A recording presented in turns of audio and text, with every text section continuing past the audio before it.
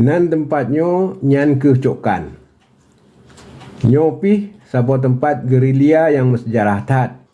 Yang golom ditemeng di kafe Belanda atau kafe Jawa Troan Uronyo.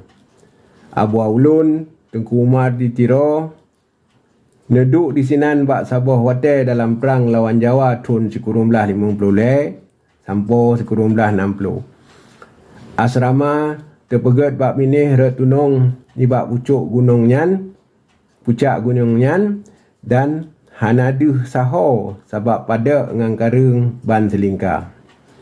Di tengah-tengah tanah asrama jili saboh alu yang cedah lewat padum-padum boh kulam ia red yang ka ikurik dalam karung dan kenelu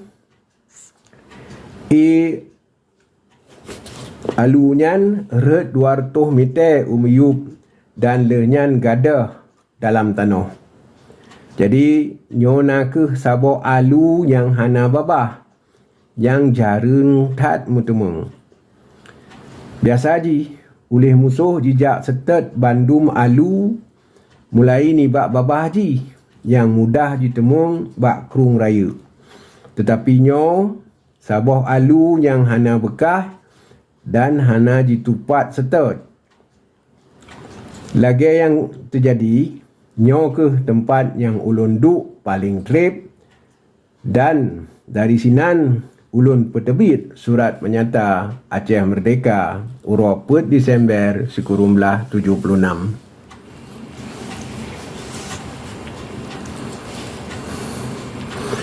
Desember 1976.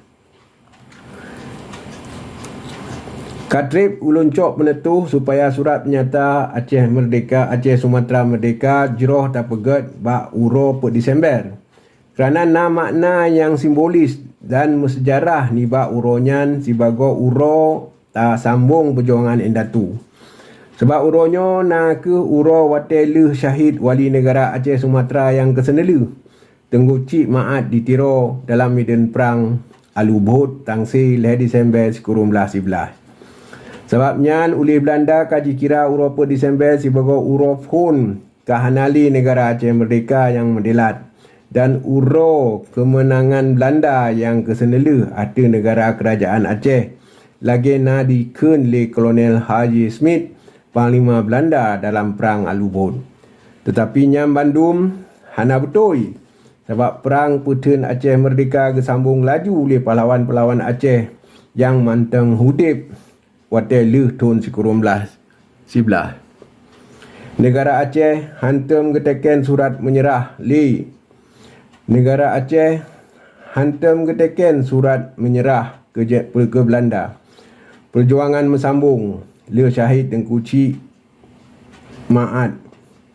Medan perang Neminah Kedih Upase, Upaya Bakung, Usamar Kilang, Ubakongan dan lehnyan bagi salam ban sabok Aceh wate talit Belanda kenelu dari Aceh bulan Maret 1942. Yo golom jitamung Jepang.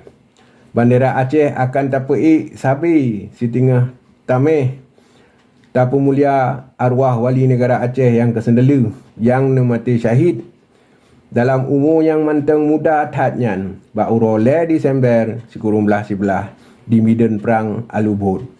Tetapi mulai uronyo sampai akhir dunia bendera pusaka Indatu bendera pusaka Aceh Merdeka nyan akan tapei kelai singa bunga uro 4 Disember dengan cara yang dramatis tat sebagai simbol ka lahir kelai bangsa Acehnyo dan kata sambung kelai perintah negara Aceh dan Sumatera. Nyo ke surat penyata Aceh Sumatera Merdeka yang ulun tulis dicokan dan ulun penyata bak dunia uro 4 Disember 1976.